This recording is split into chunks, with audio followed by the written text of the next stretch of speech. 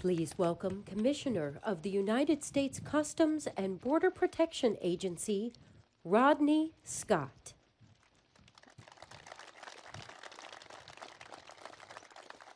Well, good morning. Well, first, I want to thank everybody for being here today. But I want to especially thank everybody that carries a badge in their wallet or pins it on their chest. But in this specific group, I also want to give a shout out to those of you that just wear that mission of protecting this country on your heart, regardless of the badge. Border security is a team sport, and we got to where we are today because of that effort. I want to acknowledge a few that are or are not here today at the federal level, but Department of War, Department of Justice, Department of State, Health and Human Services, and even Department of Interior have played an important role here today, and I'll touch on that a little bit. But we also couldn't do this without some of our state and local partners, and even the next county over from Santa Cruz. I thank them for being here today. But we're here today to celebrate you, but we're also here to celebrate the accomplishments that you made, but it was because of the amazing vision of the President of the United States and his leadership. I want to thank the Secretary for traveling down here today as well, and I think you'll understand how important that is in just a second. But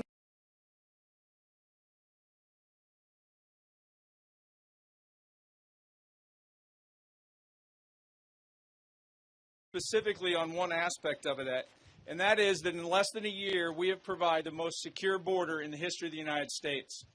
And let me caveat that for you. That's not a numbers issue. I spent 5 years of my career patrolling right where you're sitting right now. I can tell you what this area was like, the dope loads that were coming through here, the multi-vehicle caravans that were coming through here. Part of border security isn't just the arrests, it's knowing what's going on. And we have a higher level of situational awareness today on the borders, knowing what's coming into our country than ever before. We came here, though. I want to talk why we're here. At least this is my perception of why we're here. We came down to the border because, unfortunately, the media likes chaos, and they like friction, and they like anything that arguments. They don't necessarily like to go present or show America a secure community. It's boring to them. So coming here today, we're forcing the media to come right to the border and see the most secure border that this country has ever had, because it's important to America that this story doesn't stop at the border. This story touches every American because border security touches every American. So border security, to the simplest steps, is just simply knowing and controlling who and what's coming into this country consistent with law. And we talk about how do we get here. I think it's very important that we touch on that. The efforts that every single one of the agents and personnel, military, wherever your background is, that played a huge role, and I'm not discounting that. But I want to highlight from my perspective how we got here. We had a President of the United States that stepped up and said, we're going to put America first. We have a President of the United States that had a vision. We had a President of the United States that spoke with authority. And even before he was inaugurated, as he was building out his team, he sent a very clear message. Border security is national security. It's going to be a priority going forward, and I don't care what the title behind your name is. If you work in the federal government, you're going to support it. And on day one, we took action on that. So those of you that don't know, on day one, we started building a high-performance, low-drag team from every agency that had any nexus with border security, and literally started figuring out how to implement the president's strategy. That's how we got here today. And as you've heard from some of the other speakers, no law changed. The big, beautiful bill just started rolling out. It was literally go do your job, and most importantly, I have your back. And for that, I thank the president, and I thank the leadership of DHS as well. The president simply understood and still understands that if we can't control, first off, know, and then control who and what enters our country, we have no national security. So I want to thank him for that. But we're not done. So yes, we're here because the border is super secure, but I also want you to know what that means. This border wall actually makes every single agent more effective. Every investment we in CBP make in infrastructure and technology across all of CBP lets the actual agent, the human being, do things that only the human being can do. Interview the people we catch. Actually do the inspections. Have conversations with people so that we're actually vetting them so we know who and what is coming into our home. That is having a snowball effect to where now we're doing interviews at the border that within minutes that information is being handed off to ICE so that we can find people that snuck into this country or got released by a corrupt prior administration, and we can go get them out of the communities and make this place safer. At the ports of entry, we're doing more inspections than ever before. We're seizing more fentanyl than ever before. Why? Because President Trump understood that chaos provides cover for criminals.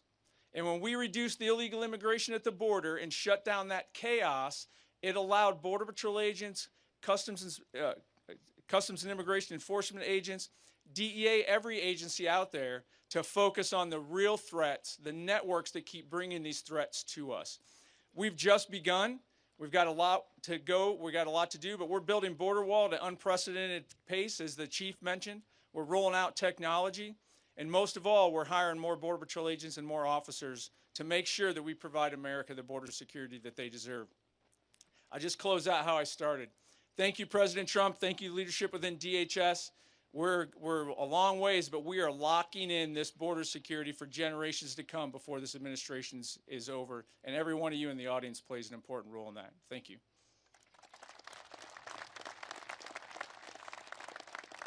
Please welcome the 8th Secretary of United States Department of Homeland Security, the Honorable Kristi Noem.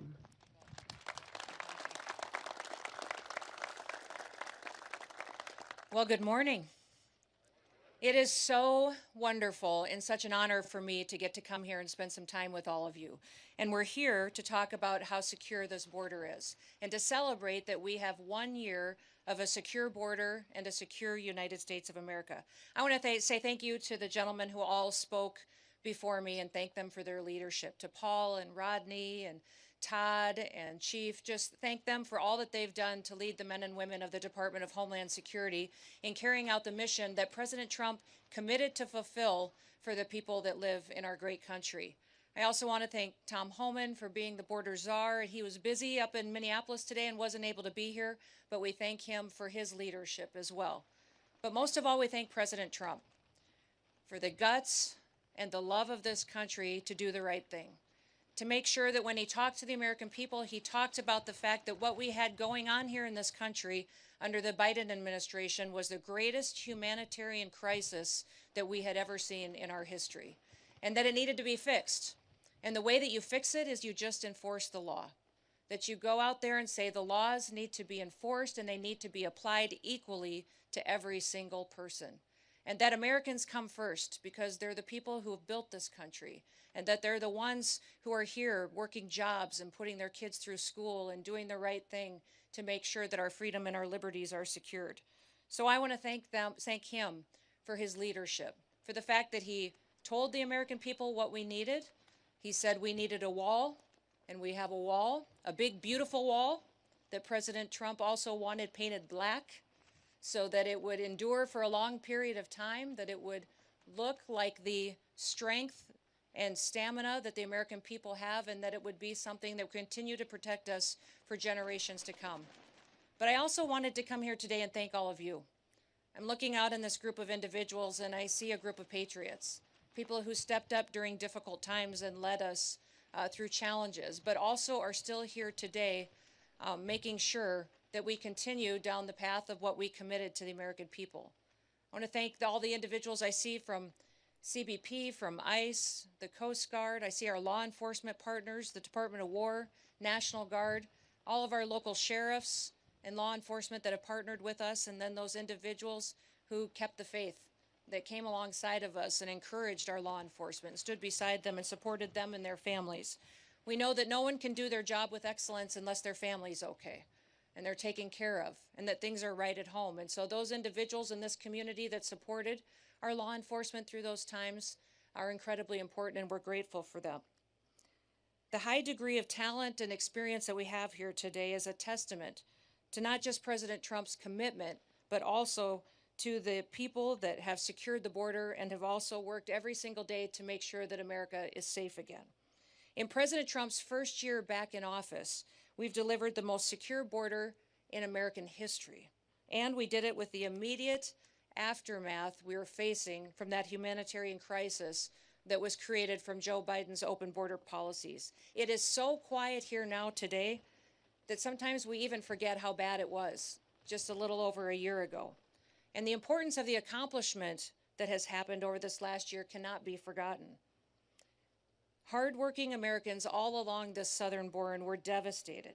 They were trying to do their jobs, educate their kids, and protect the future when they were handed this humanitarian crisis and saw the horrors of what was happening when millions of people were crossing our border unvetted, when they were trespassing onto private property. We had crimes being committed. We saw women and children being trafficked, people dying, and crimes continued to be perpetuated as people were allowed to come into the country unvetted and unstopped. You know, yesterday I was in Eagle Pass, Texas, and I had the chance to tour the border, not just with our Border Patrol agents, but also with the Texas National Guard and the Texas Department of Public Safety. And we looked at some of the areas that were the hardest hit during the Biden border policies. In September of 2023, Eagle Pass saw an unprecedented crisis face them. In fact, they had to declare a state of emergency due to the rush of illegal aliens that were coming into their town and through their community to get into the United States. On one day, they saw over 10,000 people come through that area to get into the United States unvetted and illegally. In just a couple of days, it doubled the population of their town. And it caused a crisis not just for their medical care facilities, their businesses, and their families, but it absolutely crushed them and their economy. And their crime was rampant and overrun. And just last week, or a week or so ago, I got to spend some time in Brownsville, Texas, spent some time with farmers and ranchers. And we talked about what their lives were like just a little over a year and a half ago. How they saw trespassers come onto their property, cut their fences. Their livestock were loose, and sometimes they incurred death there as well. They had crimes, people breaking into their homes and their facilities. They were finding dead bodies on their ranches. In fact, we saw unprecedented death from those illegal migrants that were coming into our country because of the heat exhaustion, and they also were forced into water, and people were drowning because of the crush and the push to take advantage of those open border policies. Those ranchers were talking about how different it was for them now. The fact that their ranches are safe again, that they don't have drug cartels running drugs across their property and down their roads and endangering their children and their schools. Many of the schools in many of these communities had to put up barriers and protections and boulders and rocks just between the roads and their schools to keep their children safe so that they could go in and out and get their education in a way that would protect their lives. When things like this happen, people are not just challenged with the crime, but they're challenged with the fact that their economy is hurt, their businesses are hurt, and also that these illegal migrants were being victimized each and every day.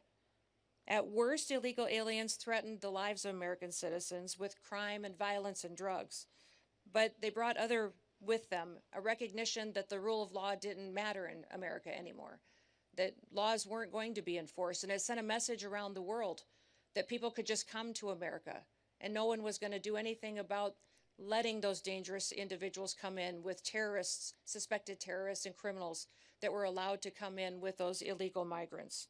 And while the left tries to tell us many times that it's somehow compassionate to allow that kind of chaos, it isn't. It was dangerous, not just on this side of the border, but on the Mexican side of the border as well. We saw many of those illegal migrants not be able to survive the brutal terrain. They didn't survive the river crossing. Those causes of death, of heat and water, were dangerous, and the left behind so many bodies that in some counties along the border, they had to install migrant morgues just to pick up the dead bodies that were passing away on their way to try to get into the United States. In fact, during the Biden administration and those open border policies, we saw even the UN declare that the United States and Mexico border was the deadliest land route in the world. Countless people were sexually abused and trafficked over and over again and exploited. One story that I remember that impacted me so dramatically was a horrifying story of a father who paid a smuggler $1,000 to bring his wife and his 2-year-old daughter into the United States.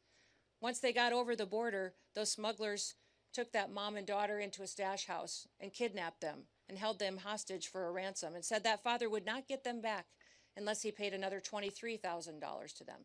and said if he did not immediately pay, that they would do things to his daughter that he couldn't even imagine. That was happening on a daily basis because of that invasion. Over those 4 years of chaos and destruction and death, many of the left said that it was compassionate. They said it was compassionate to let millions of people come in unvetted and be subjected to murderers and smugglers and cartels and gang members. Was it compassionate to make Americans share their communities with criminals? Was it compassionate to encourage men and women and children to break the law and to put their lives at risk, knowing that they could be victimized along the way? And was it compassionate to demonize those federal law enforcement officers that took an oath to uphold the law and to keep Americans safe? You know, the left and Democrats dare to harass, threaten, and dox our officers, assault the men and women of the Department of Homeland Security and our federal law enforcement. And they try to say that enforcing our immigration laws and arresting and deporting illegal criminals and violent criminals is inhumane. Well, what about the victims of that illegal crimes? What about the flow of drugs that were coming over our border and killing our next generation of Americans? What about the Angel families who lost someone that they dearly love, that they'll never have back again and don't have a future with? They don't talk about the Laken Rileys, the Jocelyn Nungarys. They don't talk about the Rachel Morans. And they don't talk about the thousands of Americans that we've lost to drug overdoses and to poisonings. In fact, the flow over this border of illegal fentanyl has been cut in half since President Trump has been in office. And since he has secured this border and built this wall, 56% of the fentanyl has stopped coming into our country and saved millions of lives. The Democrats and the left say that compassion was that invasion, was that humanitarian crisis. But President Trump says that compassion is taking care of people. Joe Biden and his policies during those 4 years lost 450,000 children. Many times they placed them with sponsors that abused them, that trafficked them. The government paid people to take our children and to traffic them. Since President Trump's been in office, we've located 145,000 children that were lost, and we're not going to stop till we find every single one.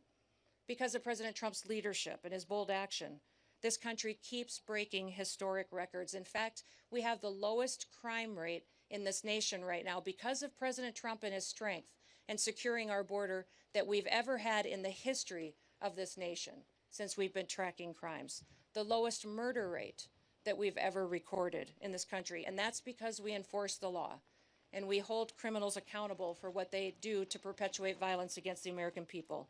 In fact, for the last 9 months, the Border Patrol has released 0 illegal aliens into the interior of the country. It's incredible, the work that they do every day. And that's what happens when you fight for law and order. Overall, Customs and Border Protection has recorded the lowest number of encounters in the agency's history in 2025. Daily encounters have fallen by 95% over the last year. While the daily average of apprehensions in the Biden years was over 5,100 per day, in the last year it was less than 250. In addition to keeping the illegal aliens out, we're also protecting the American people from the deadly drugs that are coming in. And just in 2025, CBP seized over 600,000 pounds of illicit drugs. The death rate and the fentanyl deaths in this country have dropped in 1 year under President Trump. Because he secured the border, fentanyl deaths have gone down 30%. We can't wait to continue to keep working to save more American lives. We have to continue to keep ramping up our efforts and do all that we can to protect our children. And we're thankful for President Trump's vision to invest in technology, invest in people, and invest in the resources that we need to do our jobs. He did it in 1 year. You think about what this country has gone through over the previous 4 years and what a turnaround that we've seen because we have a president in the White House that puts the American people first. It's incredible.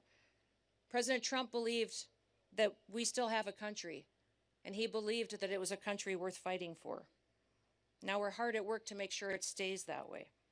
And when the American people put President Trump in the White House, they said enough is enough. They chose him, they chose law and order, they voted to build the wall, they voted to send President Trump back to the White House. And it reminds me of John Adams. He said back in history When they were building this country and founding this country, he said the very definition of a republic is a government of laws, not of men. We are a government of laws. We are a republic. And for 4 long years before President Trump, we saw what it was like when people put men above our laws. We saw how people were victimized and hurt and abused. And Americans didn't want to live like that anymore.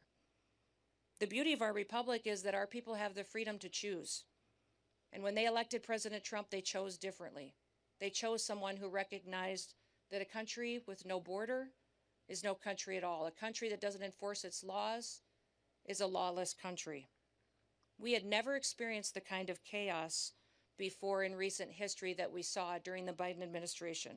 And the American people rejected it. They rejected it and its lawlessness and chose to return to law and order. And with President Trump and all of you great law enforcement officers in front of me and those across the country that do their work every day, we've got a promise of a bright future and a promise of an amazing country for years to come. You have stood up and stood on the line to make sure that we have freedom and liberty for our children and our grandchildren for years to come. Thank you for the work that you do. I pray every day that God will continue to bless you, bless the work that you set your hands to and your families. They'll continue to bless this great country so that we would know that we are all Americans and we're all here. The rest of the world follows America because we are the ones that provide the hope and the future for what the entire world should be. So may God bless you, and thank you so much for being the great Americans that you are. Thank you.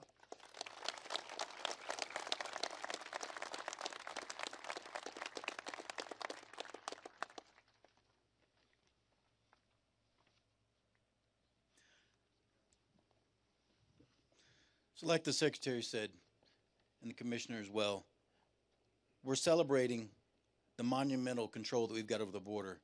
But in doing that, our main purpose here is to thank you, the men and women of CBP and DHS that are getting the job done.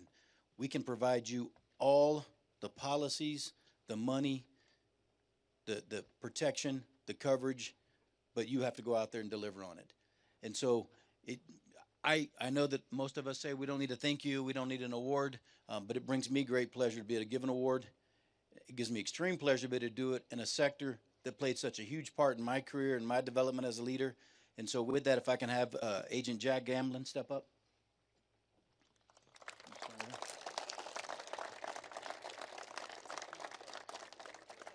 So today, Jack Gamblin is going to receive the Newton Azarack Award.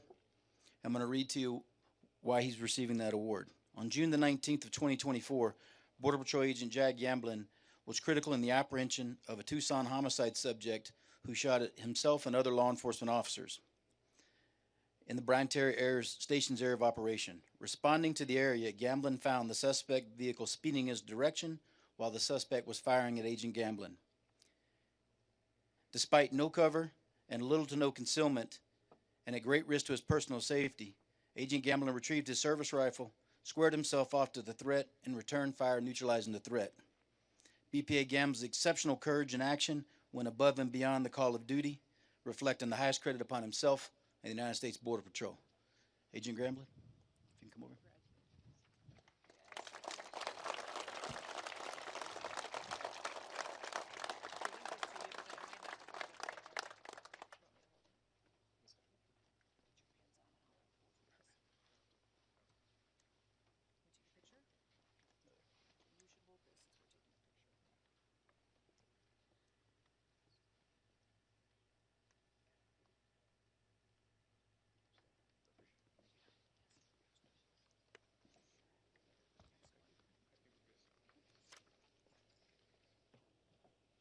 Agent Fleming.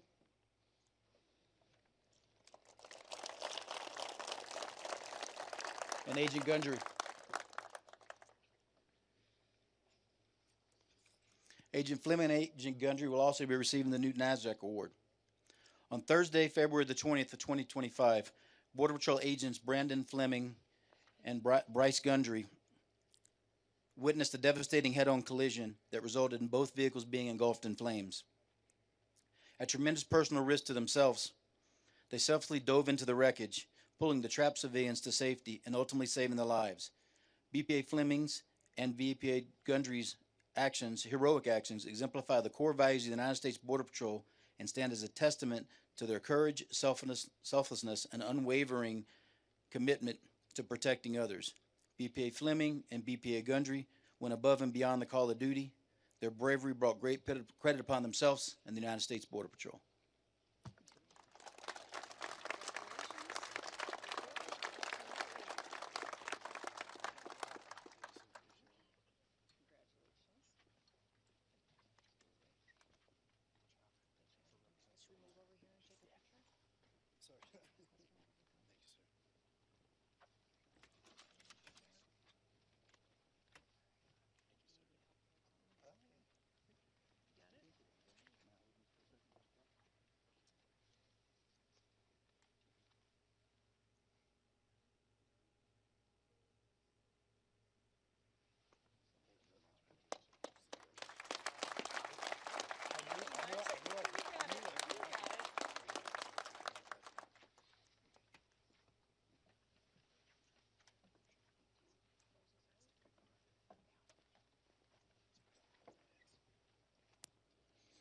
All right, that's going to conclude the ceremony for today. I know that some of you are going to stick around for some pictures afterwards, but outstanding work. Again, nothing brings me greater pleasure than coming back home. I was driving down here passing Rancho La Migra, and I'm like, man, this brings back some memories. Passing the I-19 checkpoint, got many loads with K9 Jarno up there, and then these hills. I remember when we had no wall down here, right? And I went to the checkpoint for about 6 months, and I come back down here, and I couldn't recognize the place anymore. I got lost, right? And so hopefully you all get lost as we continue to build the wall. Anyway, thank you very much. And again, we really appreciate all the hard work you guys are doing. Outstanding work. 2026, here we come. All right.